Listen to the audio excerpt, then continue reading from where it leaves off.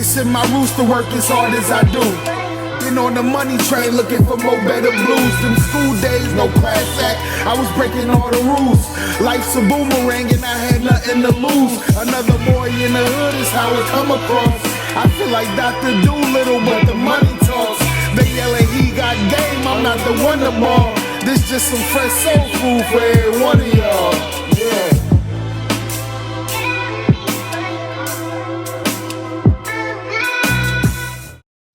Yo, welcome back for another episode of Cornbread Movie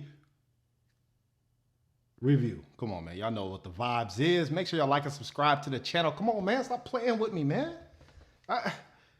Hey, over the past 2 years, man, come on, bro. I'm putting in episodes. I'm putting in work, man. So make sure y'all like the channel. Please like the video. Y'all watching, just like it.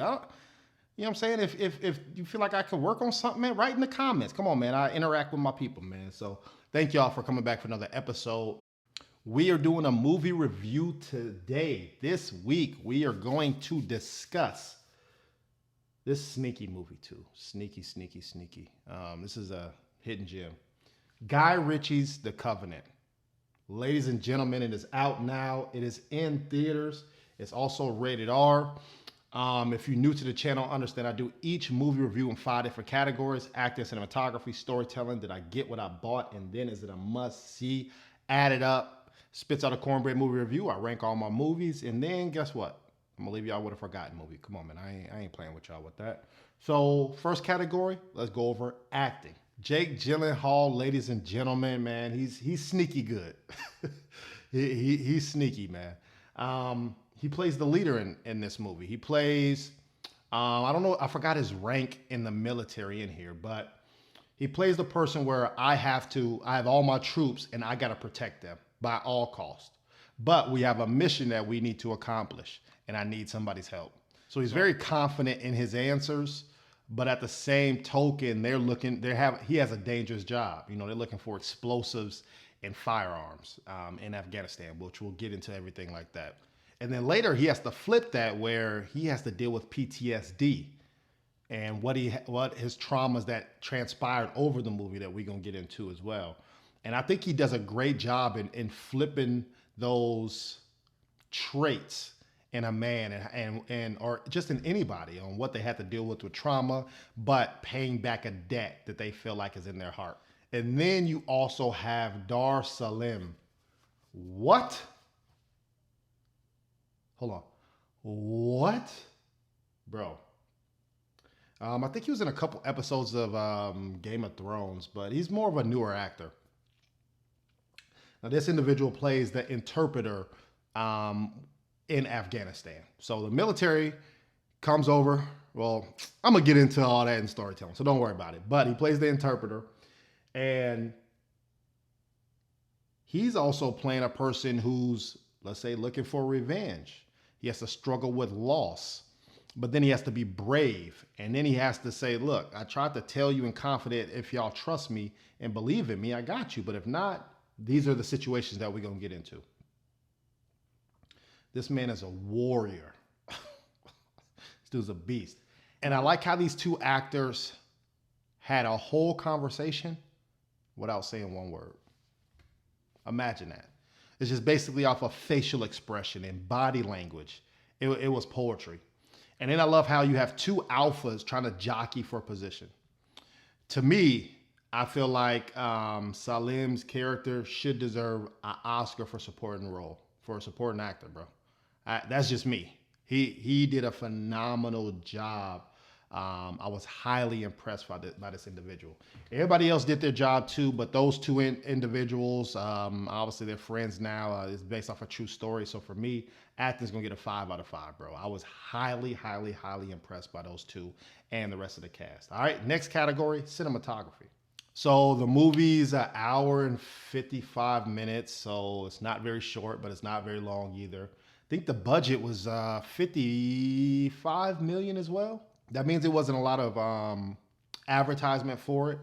It to me, it had some good advertisement, but it wasn't a lot. Like, it didn't smack y'all in the head like all the top budgets. Or even the A-list actors weren't in it. You know, you had one main one and then everybody else just played their role. So hopefully the 55 accomplished its goal with completing this movie. Hopefully they don't feel like they were slighted or needed more money to create something. So even the filter and the feel and the clothes is back in 2018. So even though it's not that long ago, but they want to put you back in that mood, back in Afghanistan where war was still active, right? Even though years later America got out of that situation, but things were still going on, right? A lot of the filming was outside terrain too. Talking about they in the forest, they in the desert. I think they were in Afghanistan and California, so you get some of the home life. But to that individual, they didn't get settled at home because they were trying to get back over to save somebody. Thank you for not taking, let's say, the audience watching this for granted. Meaning that it's a lot of subtext, a lot in movies where it's like, oh, well, they'll fill in the blank. No, don't help me fill in the blank. Tell me what the blank is so I can follow you and then at least hold you to those rules. So what I mean by that is different movies were given, or this movie was given acronyms. They were speaking a lot of military slang, but the subtitles would tell you exactly what they meant. That's great. So now I'm following you. I'm not lost in thinking about what you just said, but y'all just keep moving on with the scenes. I really like that. And even you stay true to the language, right? If they are speaking a different language in Afghanistan, they had what they were saying, but then yet the subtitles were at the bottom. So thank you for staying true to that. Not just everything is in English. Like, come on, bro. Like, if we in a different country, let them own the show. Us being Americans, we have to either catch up or read what's going on. It's okay. Now, with a low budget or a lower budget, you have to be creative in how you want to tell your story visually. Visually, you have to tell a story. That's what this category embodies. Now, they had a lot of drone work. I would say a lot of top shooting with things going on here, even though they did have filming where it's like, all right, it's kind of like in first person, you see what's going on. With that, they played a lot around with filters, speed. My man got cracked in the head, bro. And then yet you hit a boom, like you got a concussion. And then the slow-mos, the camera pulls to his face, and then you got the blood dripping down real slow. Like that's great. I think damn near had like a, to me, it was like 30-second monologue of what was going on. So no words, but the filming was going back and forth in the struggle. And then they did one thing that great job. You have a firefight, an ambush happening, and you hear pop, pop, pop, pop, everybody shooting. What they do, turn that volume down on the shots, turn the music up with like an orchestra or violins playing. And it's like it kind of puts you down, even though this is a stressful situation, but people have to stay calm. So you get that anxiety of what you're watching, but it also calms you and soothes you too because of the music playing. Like, music is a big thing. It controls a lot. That's why people work out with it. That's why people relax with it, meditate, all that stuff. So what you're hearing affects what you're seeing as well. So I really like how they did that. You rarely see where the music, the main audio gets turned down, but yet they bring music in and then it's calming music. So it's the opposite of what you're actually watching. So to me, I caught all that, bro. And I think that did a great job in this. Enough action scenes. I really didn't see too many stunt doubles, but it's still violent enough where you loved it. But for me, cinematography is going to get a 4.5 out of 5. All right. Next category, storytelling. Storytelling, well, obviously it's after, post 9/11. So they're in Afghanistan. This is 2018 once again. So we're still at war with the Taliban at that time. Once again, this is based off a true story. I don't know how much of it's true. It could be 90% true or damn near 5% true, and they just say it's a true story. But us being at war with Afghanistan and the Taliban is true. With that being said, America's in a country that they really don't speak, don't really understand how the terrain works, how to maneuver certain places, have the inside, because people, if you look like them and talk like them and act like them, you're susceptible to get more information. But if we're American and we're the people that's protecting them from the Taliban, but we don't have those friendships to get more information. So we need interpreters to help us out. So they interpret situations, they interpret language, they interpret, they're there to give advice.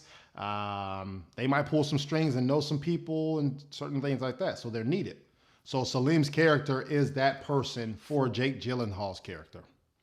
So they're jockeying for position. You've seen some of this in the trailer where they kind of get ambushed or set up. Things didn't go so well. So now they have to fight their way out of it. What I'm telling you is in the trailer, and I'm going to get to what I mean by that. It's in the trailer where Salim's character has to save Jake Gyllenhaal's character, and he does that. Now, Salim's character is on the run from the Taliban because he's helping out Americans, and they're looking for him. There's a bounty on his head. I'm telling you all this because all that's in the trailer. And yet this movie still had merit. It had storytelling. They didn't rush scene to scene. They did not rush. Even though you know what's happening next, you really don't know because it's a lot in between that to get to the next part. And then we get to that part that you are like, all right, I didn't know what's going on. It's 3 more steps to get to the next part. So they did not rush. And thank you for that because I was going to kill this category on, I already damn near seen the whole movie when I saw the trailer. And you still kind of seen the movie, but I'm glad that I've seen these parts. Every situation is pivotal in this movie. You're on the edge of your seat. You're invested in what's going to happen next. Now with me, with storytelling, hey, I'm going to be fair across the board, bro. Come on, a couple of things didn't make sense. How you're running from the Taliban and they got all these people following you and they even know where your truck stopped, but yet they stopped following you? They waited till the night to come? That's not adding up. And then you have Jake Gyllenhaal's character needs an interpreter because they don't understand the language. They don't understand where they're going. But yet the second half of the movie, it's like that, all that logic just went away. Like, what you mean? Like, now he can navigate through this whole country. Now he speaking to certain people and they understanding him and he's causing meetings and stuff like that. Like, to me, hey, y'all went against what the first half of the movie was. But with all those negatives, I'm still pleased with what I watched and storytelling. It felt very complete. If this is a true story, kudos to y'all because y'all brave. Y'all some beasts, man. So for me, storytelling's gonna get a 4.5 out of 5. Yes, a lot of it was in the trailer, but it's way more that you didn't see from the trailer. Next category, did I get what I bought? Now this movie is a war action movie, so you feel like it's like a niche audience. But I would say it's more than that. I would say it's a triumph story. I would say it's a friendship story. I would say it's a warrior spirit. Having that, man, come on, man. Everybody ain't got that. Having that warrior spirit is phenomenal. I did say this was a hidden gem movie, so the ticket's not crazy. Like I said, $10 to $15. It's not in 3D. It's not in the big IMAX. Especially by now, it's been almost a week it's been out. So I'm sure they're going to put it in a smaller movie. So that means it should make it easier for you, especially if it goes to streaming soon. This movie gave me like that Call of Duty feel, bro. Like you was on a mission the whole time and you were invested in what was going on. And like I said at the beginning, where you have 2 alphas jockeying for leadership. That also shows me and other people out there, bro, that the leader is not always right. The leader has to lead for the people. It's not about them. It's listening to the guidance that your team is there to help you too, right? They want to stay alive just like how you want to keep them alive. They want to keep you alive as well. So I really like the subtleness of them telling you, hey, it's okay. You don't know all the answers, but you'll still be fine. And then there was a couple jokes that were hilarious in there. And I really like how they added that human element in it, where even like the water bottle scene. If you've seen the movie, you know what I'm talking about. If you don't, when you get to the water bottle scene, you know exactly what I'm talking about. Like, that's funny to me. I would equate this movie where the trailer showed you so much where it felt like you have the answers when you're in school. But you didn't get full credit for having the answers, did you? No, you have to show your work to get to the right answer. Because the teacher could think that you cheated. So this movie showed its work even though you already know what's going on in this movie. This movie showed the work. And I really, bro, what? I like that. And then they even told you what covenant means. That means bond. It means it's a pledge and a commitment. And watching this movie, you get all that, man. So did I get what I bought? I'm going to say a 4.5 out of 5 also. Next category, is it a must-see? Once again, this movie is a diamond in the rough. I don't know how many times I could tell you that. Stop what you're doing. I ain't said that all year. Stop what you're doing and make sure you go check out The Covenant. There's one area I wish this movie would have been released around a military holiday. Veterans Day, Memorial Day, something like that. Maybe even 4th of July, where more eyes would have been on this movie. I think it would have sold more. And I don't even know how much it sold, but for me, I feel like that's why it fell through the cracks, because it wasn't tied with any of those things. It could have been because timing, maybe it was supposed to come out last year. I don't know. You know, COVID messed up a couple of things. It also brings to the forefront that war is ugly. Do we really want war going forward? And then lastly, this stat was in the movie, so I feel obligated to say it. Once again, the interpreter, and I kind of explain what they are. When America pulled out in 2021, it said over 300 interpreters were killed by the Taliban when America pulled out. They showed that, no, if you helped America, you out of here. You're a disgrace, you're a traitor, and they killed them. And it's pretty sad, bro. It messed me up. But for me, is it a must-see? I'm going to say stop what you're doing ASAP. If you driving watching this, drive over to the movie theater right now. Hurry up. Or if it's on streaming, I would say pay for that thing. Is it a must-see? I'm going to say a 5 out of 5. All right? Drum roll. The Covenant. Guy Ritchie's The Covenant receives... Is this our first? It just barely made it for the year 2023. Guy Ritchie's The Covenant receives a 5 out of 5 from Cornbread Movie Review. Make sure you check out your 2023 movies so far. Bro, that's crazy. It's the top movie this far for me. Hey, and I'm sure there's some movies that I couldn't get to, but I'm gonna get to those later. I'm trying to keep on this schedule with some hot movies or some movies that like forgotten movies. So, which brings me to the forgotten segment.